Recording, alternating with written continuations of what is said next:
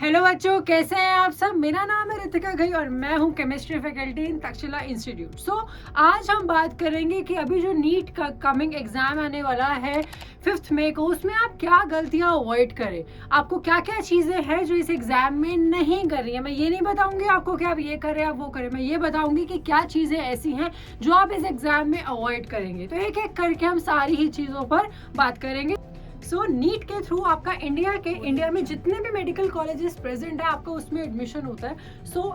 इस एग्जाम में हर साल 22 से 23 लाख बच्चे अपना फॉर्म फिलिंग करते हैं। ये एग्जाम काफी कम्पिटिटिव एग्जाम है और हर साल जो फॉर्म फिलिंग करने वाले बच्चों का जो नंबर है वो बढ़ता चला जा रहा है। ठीक है, तो ये एग्जाम वैसे देखो डिफिकल्ट नहीं है, बट ये डिफिकल्ट हो जाता है क्योंकि the number of students that are applying for this exam. ठीक है, स्टार्ट करते हैं बेटा। आज की इस लेक्चर में हम पूरा इस एग्जाम के लिए डिस्कस करेंगे एंड आपका क्या रोड मैप रहेगा through out this 2 year journey, जिससे आप अपना 12th के बाद ही अपना नीट का एग्जाम क्लियर कर पाए। ठीक है, तो सबसे पहले बात करेंगे बेटा 2 ईयर प्लान। आपका 2 ईयर प्लान नीट का क्या रहने वाला है।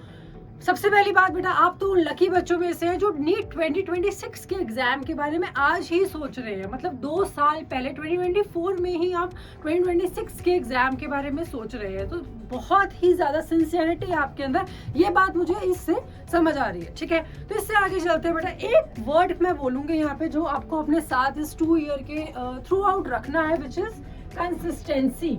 आपको अपनी तैयारी में कंसिस्टेंसी मेंटेन रखनी बहुत ज्यादा इंपॉर्टेंट है। आपको कंसिस्टेंट होना बहुत जरूरी है अपनी तैयारी के दौरान। हम बात करेंगे बेटा इस एग्जाम में क्या एग्जाम पैटर्न रहता है, क्या सिलेबस रहता है, क्या टाइम टेबल फॉलो करोगे, क्या बुक्स फॉलो करोगे, क्या फैकल्टी को फॉलो करोगे, सब कुछ बताऊंगी। बट उससे पहले 80 क्वेश्चंस आते हैं, है ना।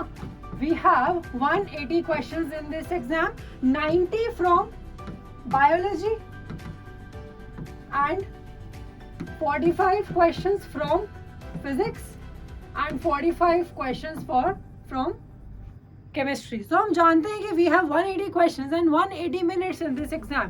So students यहाँ पे क्या करते हैं कि जल्दी जल्दी से questions पे आगे बढ़ते चले जाते हैं, बहुत जल्दी जल्दी questions को पढ़ते हैं, जिस वजह से गलती के chances बढ़ जाते हैं। कभी कभी questions आते हैं which of the following is the wrong statement and वो उसमें correct statement को कर देते हैं। कभी कभी वो not को पढ़ना भूल जाते हैं। तो ये सब चीजें आपको नहीं करनी। आपको questions पे rush नहीं करना, आपको एक एक question स्पीड आपको maintain रखनी पड़ेगी। नो डाउट आपको थ्रू आउट 3 आवर्स जो आपको मिलेंगे उस एग्जाम में आपको अपनी स्पीड मेंटेन रखनी पड़ेगी। बट आपको क्वेश्चंस को नजरअंदाज करते हुए आगे नहीं पढ़ना होगा। आपका फुल फोकस उस 3 घंटे आपको उस एग्जाम पेपर पर रहना चाहिए। तो number 2, skipping the instructions that are given to us before the exam. So students यहाँ पे क्या करते हैं, जो हमें instructions before the exam हमें provide की जाती है उसको overlook कर देते हैं, उसको ढंग से पढ़ते नहीं है, उसको follow नहीं, पढ़ेंगे नहीं तो obviously वो उसको follow भी throughout the exam नहीं कर पाते। बट आपको ये नहीं करना। You have to read all the instructions one by one very clearly throughout. Number 3, guessing without reasoning. So students basically क्या करते हैं, वो question को देखते ही बस guess कर देते हैं। तो that is not the correct approach. You must have known that this exam contains the negative marking. You know that अगर आप ठीक आंसर करेंगे तो आपको 4 मार्क्स मिलेंगे। For every wrong answer you will get -1 mark. So अगर इस तरीके से आप चलेंगे without any reasoning, you will guessing the options. So आपका क्या होगा, बहुत सारे मार्क्स आप लूज कर सकते हैं। तो आपको बहुत ही स्मार्टली अपना एलिमिनेशन टेक्निक्स यूज करनी है आउट ऑफ द ऑप्शंस।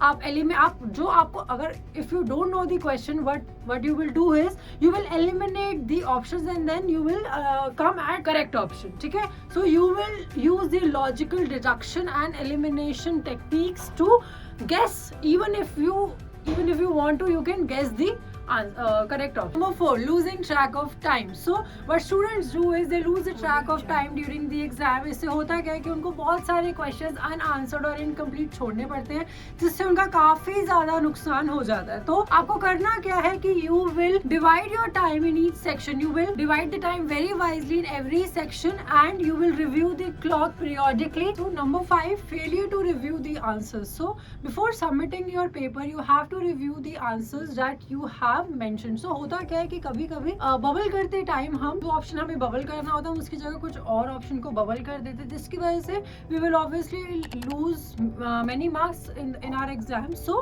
ये मिस्टेक आपको ठीक रखनी है. आपको आंसर को मार्क करते टाइम आपको रिव्यू कर रहा है कि okay if that is the correct answer then only you will bubble that option. So you have to keep that in mind. Number 5, failure to review the answers. So before Number 5, failure to review the answers. So आप जब भी अपने correct option को bubble करेंगे so उससे पहले आप question paper से क्रॉस चेक करना नहीं भूलेंगे कि आपका यही आंसर है करेक्ट, क्योंकि गलत बबलिंग की वजह से भी बच्चे बहुत सारे मार्क्स को जो है लूज कर देते हैं. तो आपको आंसर को करेक्ट आंसर को मार्क करने से पहले, बबल करने से पहले आपको you have to cross check with your question. And the last point is before going to the exam, बेटा stay hydrated. अपना पानी, अपना खाना अच्छे से खा के जाइए. अपने जो उससे एग्जाम से पहले की जो 8 घंटे की नींद है उसको कम्प्लीटली आप लीजिए. आप बहुत ज़्यादा फ्रेश फील करेंगे तो आप एग्जाम में क्वेश्चंस में भी और आपका जो फोकस रहेगा वो बहुत अच्छे तरीके से बना रहेगा. तो ये 2-3 बातें हैं जो आपको ध्यान में रखनी. So the last point is you have to maintain your sleep, your water levels and your food levels up to the mark. So आपको एग्जाम देने से पहले अपने 8 घंटे की नींद पूरी करनी बहुत इंपॉर्टेंट है, ताकि आपका थ्रू आउट द एग्जाम जो है वो फोकस बना रहे.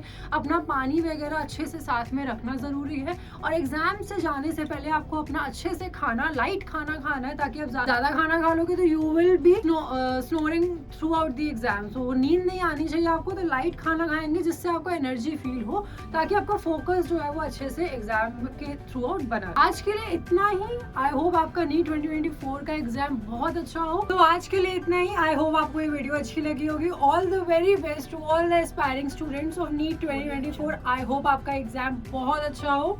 Thank you very much and subscribe to our channel.